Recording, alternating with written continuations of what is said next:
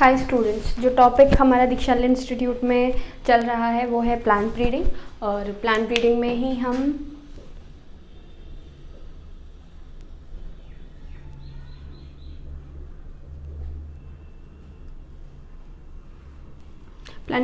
बहुत ज़्यादा आगे बढ़ चुके हैं। सबसे पहले मैंने आप लोगों को बताया था कि प्लांट ब्रीडिंग क्या है, क्यों ज़रूरी है, किस एक्सपेक्ट में हम ये सारी चीज़ें पढ़ते हैं, ये सब हम ऑलरेडी डिस्कस कर चुके हैं। इसके बाद हमने डिस्कस किए थे various steps for developing new variety. एक नई वैरायटी को बनाने के लिए कौन कौन से डिफरेंट स्टेप्स की हमें रिक्वायरमेंट है, कौन कौन से डिफरेंट स्टेप्स की हमें ज़रूरत है, ये भी हमने डिस्कस किया था। क्लियर। उसके बाद वेरियस स्टेप्स में लास्ट पॉइंट जो हमने पढ़ा था, बेसिकली हमने 3 स्टेप्स देखे थे। सबसे पहले collection of a germ plasm था, या फिर कलेक्शन ऑफ वेरिएबिलिटी भी हम कह सकते हैं। दूसरा जो पार्ट हमने पढ़ा दैट वाज द सिलेक्शन। सबसे पहला कलेक्शन, फिर था आपका selection and third was your hybridisation. Hybridisation क्या था? Basically cross between the two parents to get the desirable progeny. मतलब दो पेरेंट्स को सेलेक्ट करके, जो डिज़ायर्ड पेरेंट्स हैं उन्हें सेलेक्ट करके, और उन्हें सेलेक्ट करने के बाद उन दोनों के अंदर कॉम्बिनेशन, उन दोनों को कंबाइन करना, और कंबाइन करने के बाद एक नया जो प्रोजेनी हमें मिलेगी, वो प्रोजेनी हमारा बेसिक ऑब्वियसली हमारा एक नया क्रॉप होगा। क्लियर। तो ये स्टेप्स हम पढ़ रहे थे, जिसमें लास्ट में जो टॉपिक मैंने छोड़ा था वो छोड़ा था हाइब्रिडाइजेशन पे। मतलब बेसिकली मैंने आपको हाइब्रिडाइजेशन के भी 4 पार्ट्स पढ़ाए थे। हाइब्रिडाइजेशन क्या होती है ये बताया था, बेसिकली द फ्यूजन, या फिर हम सिंपल कह सकते हैं कि हाइब्रिडाइजेशन क्या है। Hybridisation is the most common method for creating genetic variation. Basically it is a crossing of 2 और more types of plant for bringing their traits together in the progeny. Clear. अब जब progeny के अंदर 2 different traits को हम आपस में एक दूसरे के करीब लेकर आते हैं, यही पार्ट हमारा क्या कहलाता है? हाइब्रिडाइजेशन कहलाता है। क्लियर। अब हाइब्रिडाइजेशन जो थी ये भी हमने बहुत ही डिफरेंट 4 पार्ट्स पढ़े थे। कौन कौन से 4 पार्ट्स पढ़े थे? सबसे पहले मैंने आप लोगों को बताया था inter specific, intra specific, inter generic, और आपका सिंपल हम बात करें तो इंट्रा स्पेसिफिक भी था। Inter specific, intra specific, inter varietal, और सिंपल हम, और लास्ट में हमने क्या देखा था? Inter generic. तो 2 प्लांट्स को कंबाइन करवाना, उसके बाद एक नया प्लांट गेन करना, एक नया क्रॉप बनाना, ये हमारा क्या कहलाता है? पूरा का पूरा सिंपल हम बात करें तो हाइब्रिडाइजेशन कहलाती है। क्लियर। अब जब आप हाइब्रिडाइजेशन करवा रहे हैं तो उसका कुछ प्रोसीजर्स हैं। मतलब जब दो पेरेंट्स को, जब 2 प्रोजेनीज को आपस में दो पेरेंट्स को आपस में एक दूसरे के साथ कंबाइन कर रहे हैं just to get their progeny, उनकी प्रोजेनी के लिए, यही प्रोसेस आपका हाइब्रिडाइजेशन था। अब हाइब्रिडाइजेशन को करवाने के लिए देयर आर सम प्रोसीजर्स, तो अब हम वही डिस्कस करने वाले हैं। क्या डिस्कस करने वाले हैं? Procedure of hybridisation.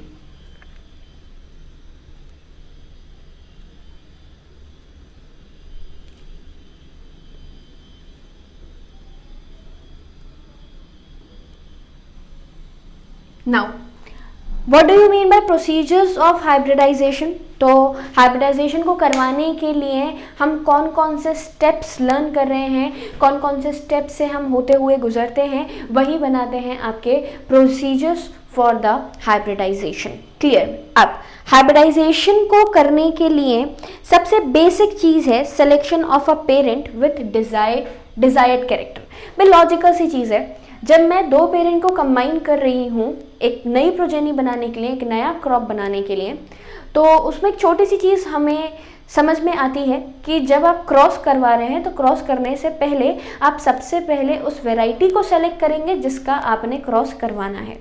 तो यहाँ पे हमने क्या बात करी? यहाँ हमने बात करी द मोस्ट बेसिक और the most common step is the selection of parent with the desired character. उस पेरेंट को सेलेक्ट करना जिसके पास हमारे डिजायर्ड कैरेक्टर प्रेजेंट है। तो सबसे पहला selection of a parent with desirable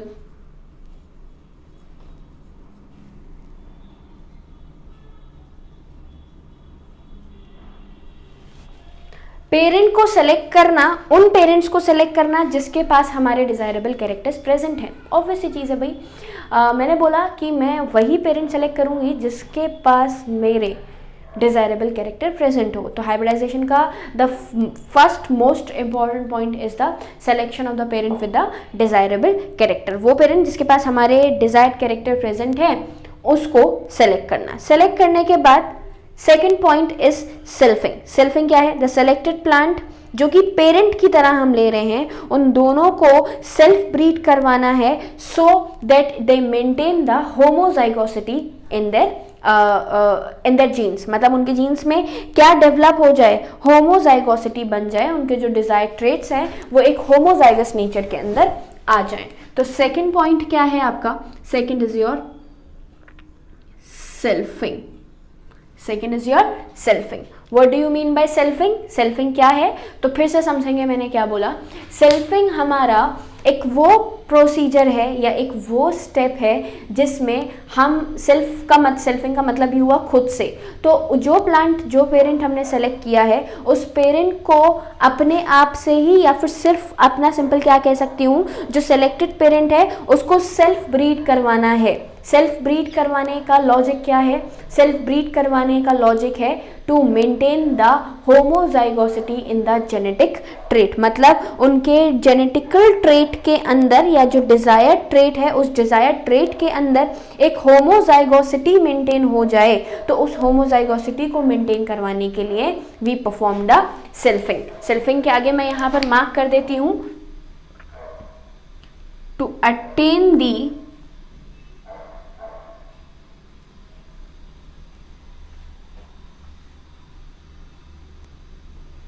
देखिए भाई, हाइब्रिडाइजेशन के प्रोसीजर में जो पेरेंट मैंने सेलेक्ट किया है वो सुपीरियर क्वालिटी का है क्योंकि उसमें मेरा डिजायर्ड कैरेक्टर है। तो मेरा डिजायर्ड कैरेक्टर मतलब सुपीरियर क्वालिटी हो गई।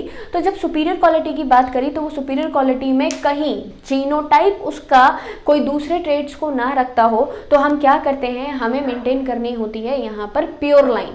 तो वो जो प्योर लाइन डेवलप करनी है वो प्योर लाइन डेवलप होती है थ्रू द सेल्फ ब्रीडिंग। जब आप सेल्फ ब्रीडिंग परफॉर्म करवाएंगे तो सेल्फ ब्रीडिंग परफॉर्म करवाने की वजह से यहाँ पर जो मेंबर है ये मेंबर आपका होमोजाइगोसिटी मेंटेन कर लेगा और ये जो होमोजाइगोसिटी डेवलप होगी ये होमोजाइगोसिटी सिर्फ आपके डिजायर्ड ट्रेट्स को, डिजायर्ड कैरेक्टर्स को ही अपने अंदर रखेगी।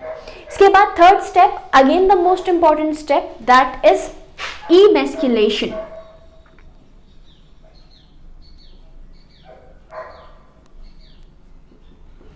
इमैस्कुलेशन हम बहुत डिटेल में रिप्रोडक्शन में पढ़ चुके हैं।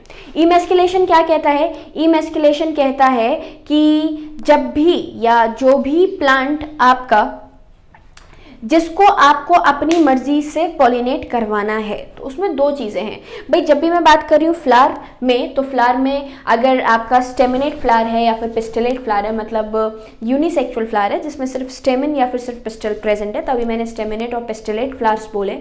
तो ये जो स्टेमिनेट और पिस्टलेट फ्लावर्स होते हैं, इन स्टेमिनेट और पिस्टलेट फ्लावर्स के अंदर अपने रिप्रोडक्टिव ऑर्गन्स प्रेजेंट हैं और ये जो रिप्रोडक्टिव ऑर्गन्स प्रेजेंट हैं ये रिप्रोडक्टिव ऑर्गन को हमें क्या करना होता है? फर्टिलाइज होने से रोकना होता है।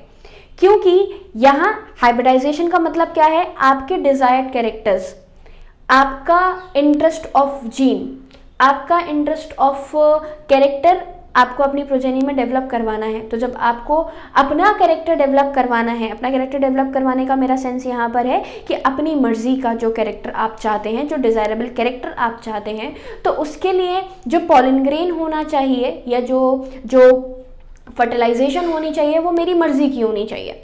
अगर फर्टिलाइजेशन मेरी मर्जी का नहीं है तो कैरेक्टर्स मेरी मर्जी के नहीं डेवलप होंगे। तो मुझे स्पेसिफिकली यहाँ पर किस चीज़ को रोकना होता है? फर्टिलाइजेशन को रोकना होता है जो कि खुद से हो रहा है। क्योंकि जब वो फर्टिलाइजेशन रुकेगा तो उसी फर्टिलाइजेशन के रुकने की वजह से हम अपना स्पेसिफिक गैमीट को फ्यूज करवा के अपनी मर्जी का फर्टिलाइजेशन परफॉर्म करवा के और अपनी मर्जी का डिजायर्ड क्रॉप जो है वो डेवलप करवाएंगे। तो इमैस्कुलेशन यहाँ पर क्या कहलाता है? हमारे मेल पार्ट का, इमैस्कुलेशन का मतलब ही है हमारे एंथस का प्लांट से रिमूवल करवा देना। मतलब अगर मेल पार्ट है, मेल पार्ट डेवलप कर रहा है तो उसके जो पॉलन ग्रेन बन रहे हैं, मान लीजिए पॉलन ग्रेन मेरी डिजायर्ड क्वालिटी का है या फिर नहीं है, तो उस कंडीशन में हम यहाँ पर पॉलन ग्रेन्स को और जो हमारे सिंपल एंथर कह सकते हैं, एंथर को और जो हमारा फीमेल पार्ट है उस फीमेल पार्ट को अलग करने का या फिर साथ बनाने का काम करते हैं। क्लियर? तो यहाँ सबसे पहले हमने बात करी किसकी? सबसे पहले हम बात कर रहे हैं मेल पार्ट की, दैट इज एंथर, जिसको रिमूव किया जाता है and the process is known as emasculation. Basically मैं दोबारा रिपीट कर रही हूँ, the removal of anther from a bisexual flower before the anther mature is called emasculation. अब इससे क्या परफॉर्म होगा? इससे परफॉर्म होगी हमारी मतलब बेसिकली प्रिवेंट होगी सेल्फ पॉलिनेशन। इमस्कुलेशन का मतलब ही क्या है? इमस्कुलेशन का मतलब है रिमूवल ऑफ एंथर्स।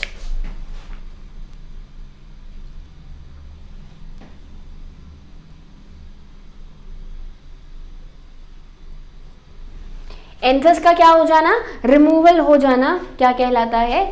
आपका इमस्कुलेशन कहलाता है। अब if we are having a bisexual flower, जैसे मैंने अभी भी बताया हमारे पास दो कैटेगरी ऑफ फ्लावर होती है, एक तो यूनिसेक्सुअल और एक बाइसेक्सुअल। यूनिसेक्सुअल में आइदर मेल और फीमेल विल बी प्रेजेंट, और बाइसेक्सुअल में male and female both the sex organ are present at the on the same flower. Clear?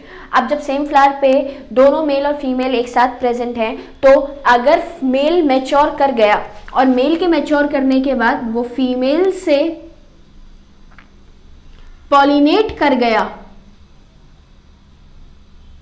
तो उस कंडीशन में पॉलिनेशन हो जाएगा, तो फर्टिलाइजेशन होने के चांसेस भी बढ़ जाते हैं। हमें इसी को क्या करना है? प्रिवेंट करना है, हमें इसको होने से रोक देना है। तो हमने क्या किया, यहाँ जो मेरे पास एंथर प्रेजेंट थे मैंने इनको कट करके बाहर निकाल दिया। अब फ्लावर में एक सेल्फ पॉलिनेटेड मतलब बेसिकली बाइसेक्सुअल फ्लावर में जिसमें सेल्फ पॉलिनेशन परफॉर्म हो सकता था, उसमें मैंने किस चीज़ का रिमूवल कर दिया? एंथर्स का रिमूवल कर दिया। अब एंथर मैच्योर, एंथर है ही नहीं, जब एंथर्स है ही नहीं तो इसका पॉलन ग्रेन इस पे गिरेगा भी नहीं, जो पॉलिनेशन है वो रुक जाएगा। पॉलिनेशन से के रुकने से अल्टीमेटली फर्टिलाइजेशन भी रुक जाएगा। तो पॉलिनेशन भी हमने रोका, फर्टिलाइजेशन भी हमने रोक दिया। क्लियर? लेकिन दूसरी इंपॉर्टेंट चीज़ क्या है? दूसरी इंपॉर्टेंट चीज़ ये है कि यहाँ जो मेरे पास स्टिग्मा प्रेजेंट है, ये स्टिग्मा अगर पहले मैच्योर कर गया तो इस स्टिग्मा के पहले मैच्योर करने पे हमारा, क्योंकि we know this very well that the nature opt the cross pollination also, मतलब नेचर ने आपके क्रॉस पॉलिनेशन को भी बहुत डीपली क्या कर रखा है? डेवलप करवा रखा है। तो जब हमारे किसने, हमारे नेचर ने क्रॉस पॉलिनेशन भी यहाँ पे रखा हुआ है, तो अगर आपका खुद का पॉलन ग्रेन नहीं है तो ये पॉलन ग्रेन कहीं बाहर से भी आ सकता है। तो यही जो पॉलन ग्रेन कहीं बाहर से आएगा, इसको हम क्रॉस पॉलिनेशन कहते हैं। Now we wants to prevent the cross pollination as well, मतलब अब यहाँ जो क्रॉस पॉलिनेशन होने वाला है मुझे उस क्रॉस पॉलिनेशन को भी रोकना है। तो यही जो क्रॉस पॉलिनेशन को मुझे रोकना है, ये मैं फोर्थ मेथड के थ्रू रोकती हूँ, जिसको कहा जाता है बैगिंग। फोर्थ,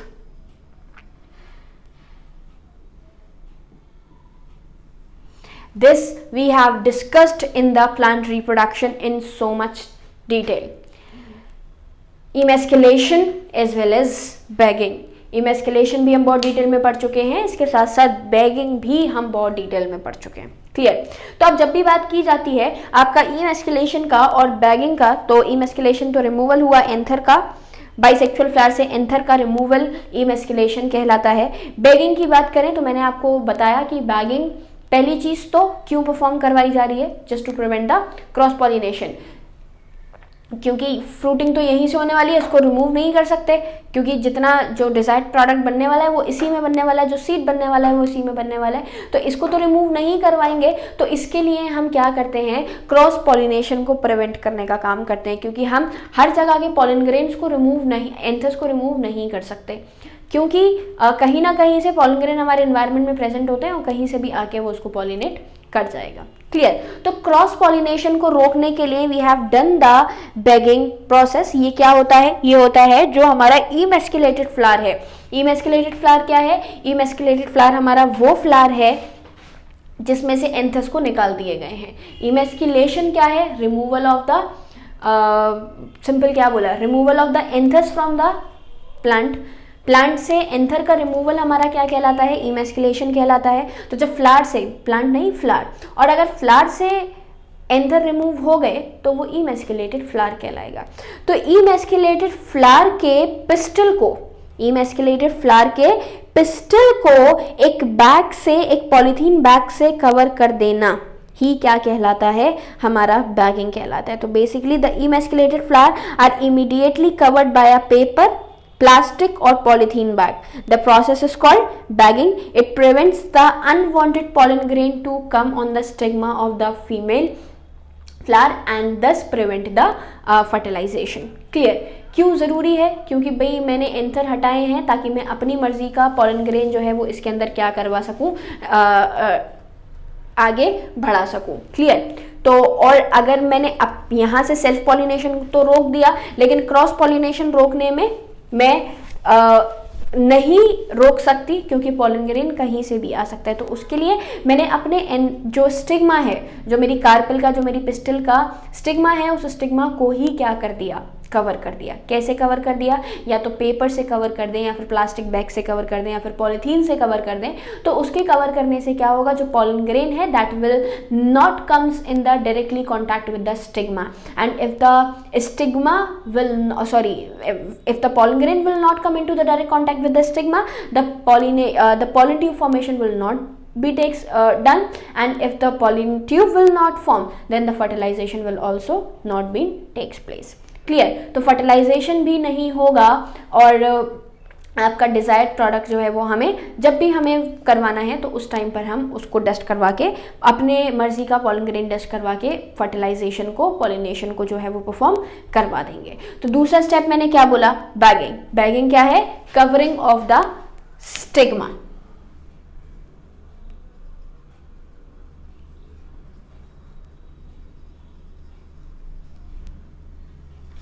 स्टिग्मा का क्या होना, कवर होना।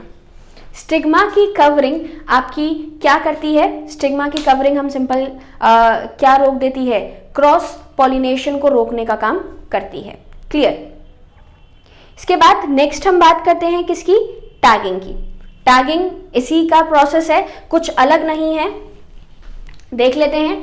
टैगिंग का मतलब सिंपल, जितना भी फ्लावर हमने बनाया है, कैसा फ्लावर बनाया है, इमेस्कुलेटेड फ्लावर की जो फॉर्मेशन हमने करी, जिसमें हमने बैगिंग भी परफॉर्म करी है, तो यही बैगिंग आपका क्या बना देती है, बेसिकली इमेस्कुलेशन, जिसमें हमने फ्लावर के एंथस को रिमूव कर दिया। दूसरा, हमने आपके फ्लावर के जो कार्पेल्स हैं, उन कार्पेल्स को क्या कर दिया, कवर कर दिया।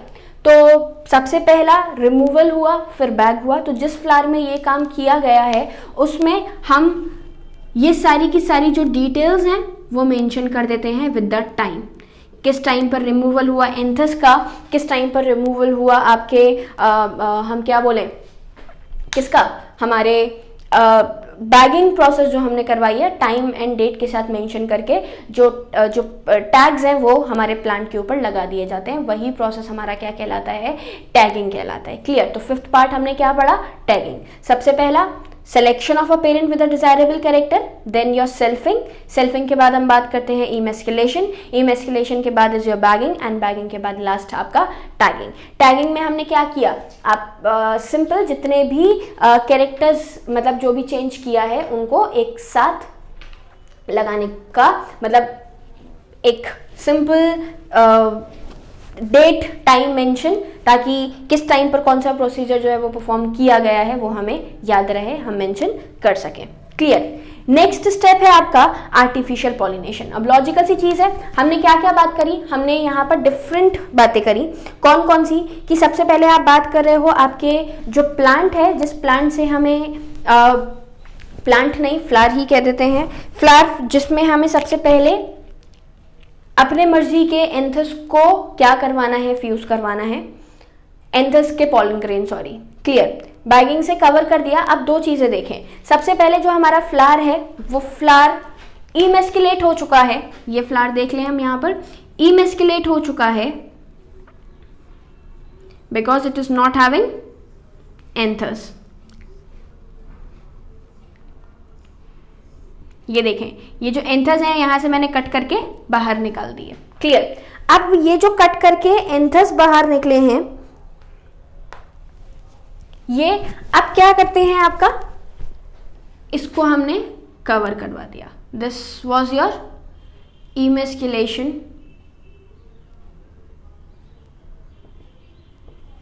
This is your covering. ये एक पेपर है, ये है आपका बैगिंग। बैगिंग के बाद मैंने यहाँ पर एक स्लिप लगा दिया जिसमें सारी डिटेल्स मेंशन कर दी। This is your tagging. Emasculation है, बैगिंग है, और बैगिंग के साथ साथ आपका क्या प्रेजेंट है, टैगिंग प्रेजेंट है। क्लियर। इमेस्कुलेशन हो गया, बैगिंग हो गया, टैगिंग हो गया। अब आपका जो 6th स्टेप है, वो 6th स्टेप क्या कहता है, 6th स्टेप कहता है आर्टिफिशियल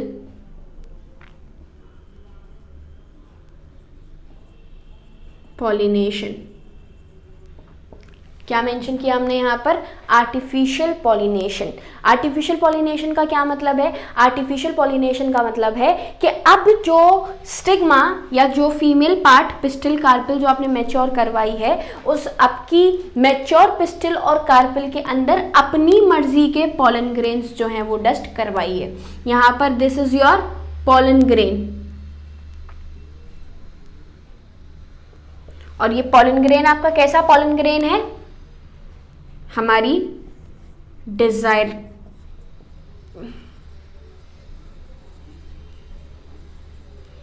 जो पॉलन ग्रेन की ज़रूरत, जो पॉलन ग्रेन की डस्टिंग हमें करवानी है, ये वही पॉलन ग्रेन है। इस वजह से ये हमारा क्या कहलाता है, डिजायर्ड पॉलन ग्रेन कहलाता है। तो सबसे आपका 6th स्टेप की बात करूं तो artificial pollination. Pollen grain are collected from the covered flower of the male parent in a clean sterile polythene bag. अब लॉजिकल सी चीज़ है, जैसे आप फीमेल अपनी मर्जी के फीमेल को मैच्योर करवा रहे हो इमेस्कुलेशन और बैगिंग करके, उसी सेम तरीके से आपने दूसरी जगह पर आपका इंटरेस्ट ऑफ पॉलन ग्रेन भी डेवलप करवाया है। तो वो जो आपका इंटरेस्ट ऑफ पॉलन ग्रेन हमने डेवलप करवाया है, ये पॉलन ग्रेन आपका क्या करता है, हम छोटी सी बात करें तो ये जो पॉलन ग्रेन है, ये पॉलन ग्रेन डस्ट करवाया जाता है किस पे, मतलब डेवलप करवाया जा रहा है सबसे पहले हमारे एंथर के अंदर, फिर उसको एक स्टेराइल पॉलीथीन बैग पर लेके और उस जो पॉलन ग्रेन जो मेल अलग फ्लावर पे हम डेवलप करवा रहे थे, उसको हमारी फीमेल के ऊपर डस्ट करवा के हम पॉलिनेशन को, आर्टिफिशियल पॉलिनेशन को परफॉर्म करवाते हैं।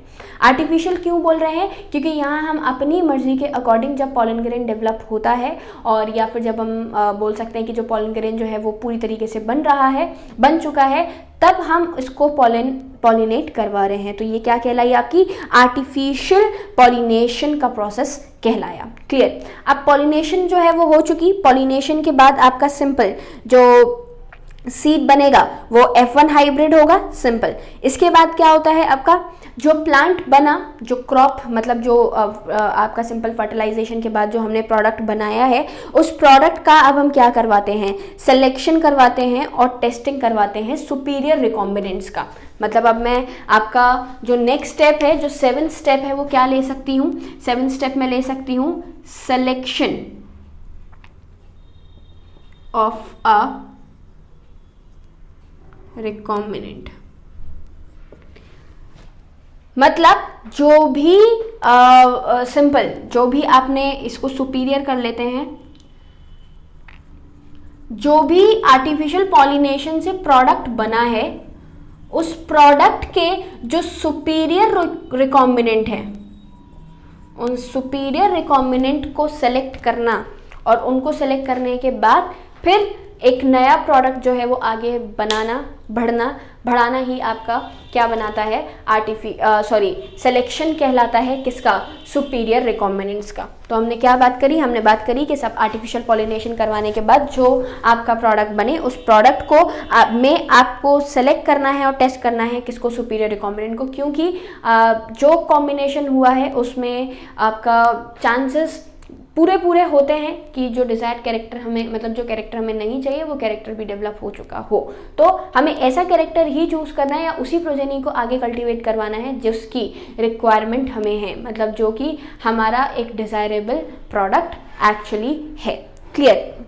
इसके बाद हम बात करते हैं फिर next selection in self pollinated crop, अब ये जो क्रॉप डेवलप किया इसको हम सेल्फ पॉलिनेशन के थ्रू आपका ग्रो जो है वो करवाते हैं, और सेल्फ पॉलिनेशन के थ्रू ग्रो करवाने के बाद लास्ट है selection in cross pollinated crops. Last में हम क्या करेंगे, क्रॉस पॉलिनेटेड क्रॉप्स को ग्रो करवाने के लिए इसका सिलेक्शन करवाया जाता है। मतलब लास्ट स्टेप में आप सिंपल सिलेक्शन जब किया टेस्टिंग के लिए तो 2 स्टेप्स में किया, एक तो सेल्फ पॉलिनेशन मैंने अभी भी आपको बताया, और दूसरा मैं आपको बोल रही हूँ क्रॉस पॉलिनेशन।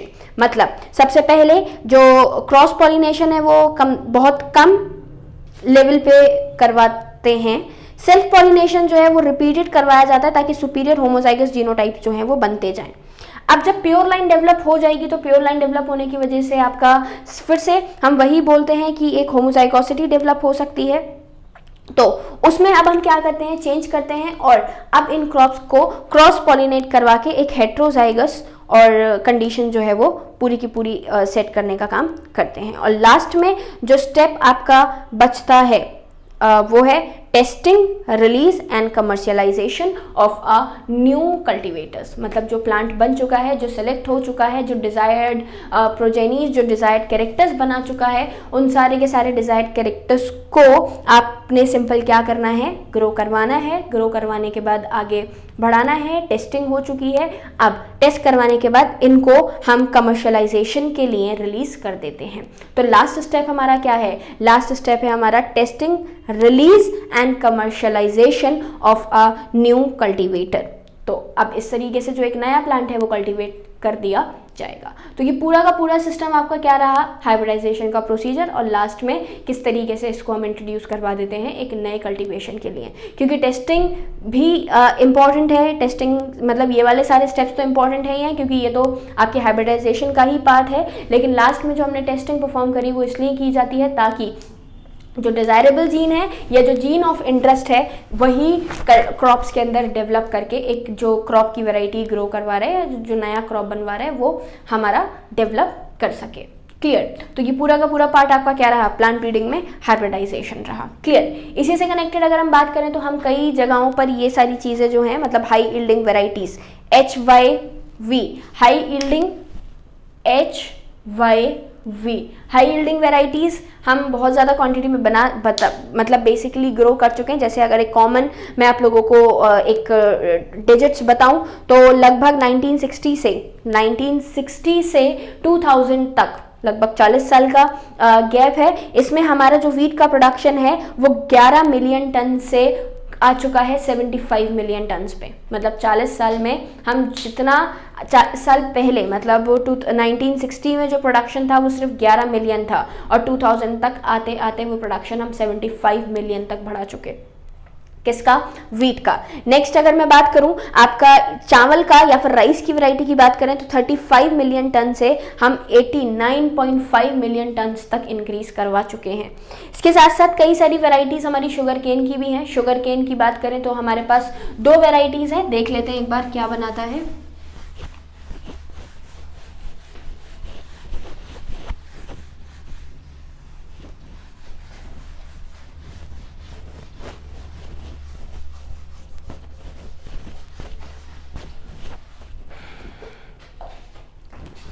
शुगर केन की 2 वैरायटीज़ हैं हमारे पास, जिसमें एक तो है सेक्रम बारबेरी जो कि नॉर्थ इंडिया का शुगर केन है। दूसरा है हमारा सेक्रम ऑफिशिनेरम जो कि हमारा साउथ इंडिया की शुगर केन की क्वालिटी है, जिसमें हम बहुत ही बेसिक पार्ट क्या बोलते हैं कि जो दोनों शुगर केन्स हैं, ये जो सेक्रम ऑफिशिनेरम है, ये सेक्रम ऑफिशिनेरम का जो स्टेम है वो काफ़ी ज़्यादा थिक है, जिसकी वजह से शुगर जूस कंटेंट जो है वो इसका बहुत ज़्यादा है as compare to the barberry. लेकिन आप सिंपल सी चीज़ बोलेंगे कि अगर हम चाहें कि इसको हम नॉर्थ इंडिया में ग्रो करवा सकें तो नहीं करवा सकते थे because of some climatic condition. तो इस वजह से हमने एक हाइब्रिडाइजेशन प्रोडक्ट बनाया जिसमें हम सेक्रम ऑफिशिनेरम के अंदर कुछ चेंजेस करके हमारे एनवायरमेंटल के लिए बेटर सूट आपके इस स्पीशीज़ को जो है वो करवा दिया। तो basically Saccharum barberi was originally grown in north India but had a poor sugar content and yield, और दूसरी जगह पे Saccharum officinarum had higher sugar content and thicker stem but did not grow well in north India. इन दोनों species को cross करवा के एक नई डिजायरेबल क्वालिटी जिसका हायर शुगर कंटेंट है, हाई ईल्ड है, थिक स्टेम है और शुगर केन जो है वो आपका एक नॉर्थ एरिया के बेल्ट्स में भी इजीली ग्रो कर जाता है। तो ये काफ़ी सारे प्रोडक्ट्स हैं। वीट की बात करें, राइस की बात करें, शुगर केन की बात करें, मेस की, मिलेट्स की बात करें, तो बेसिकली हम इस तरीके से ग्रो करवा रहे हैं जिसमें हम ज़्यादा से ज़्यादा क्वांटिटी जो है प्रोडक्ट की वो इंक्रीज करवा पाएँ।